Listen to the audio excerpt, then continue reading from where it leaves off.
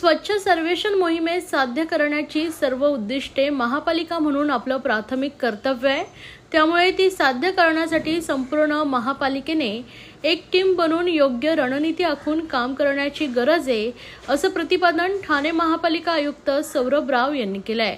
स्वच्छ सर्वेक्षण 2024 ची तयारी सुरू झाली आहे। त्याची माहिती देऊन उद्दिष्टपूर्तीसाठी अधिकाऱ्यांची क्षमता वृद्धी सत्र महापालिका मुख्यालयातील कैलासवासी नरेंद्र बल्लाळ सभागृह येथे गेल्या आठवड्यात आयोजित करण्यात आली होती। या सत्रामध्ये ठाणे महापालिकेने 2023 मध्ये केलेली कामगिरी, त्यातील त्रुटी, सुधारणा यांची माहिती देण्यात आली आहे। तसेच 2024 साठी अपेक्षित असलेली उद्दिष्ट, त्यासाठी तयारी, जनजागृती आणि लोकसहभाग याबद्दल सविस्तर सादरीकरण घनकचरा व्यवस्थापन विभागातर्फे करण्यात आले आहे। स्वच्छ सर्वेक्षण अभियानाला केंद्र सरकारने शास्त्रोक्त स्वरूप दिले। इंदोर, नवी मुंबई, पुणे, पिंपरी चिंचवड या आदी ठिकाणी त्यांचे सकारात्मक परिणाम दिसलेत। तेथील चांगल्या गोष्टींचा अभ्यास करून आपल्या महापालिका क्षेत्रात त्यातील कोणत्या गोष्टी घेता येतील याचा अभ्यास करण्याच्या सूचना या सत्रात राव यांनी दिल्या आहेत।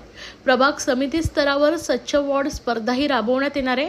नागरिकांचं जीवनमान उंचवण्याशी निगडित आहे। महापालिकेची जी प्राथमिक जबाबदारी आहे तीच या अभियानाची उद्दिष्ट आहेत। त्यामुळे त्याच्यासाठी सर्वोच्च प्राधान्य दिले जावे। सहाय्यक आयुक्त यांच्या नेतृत्वाखाली सगळ्या टीमनं काम करावे। मुख्यालयातून त्यासाठी आवश्यक धोरण ठरवले जाईल।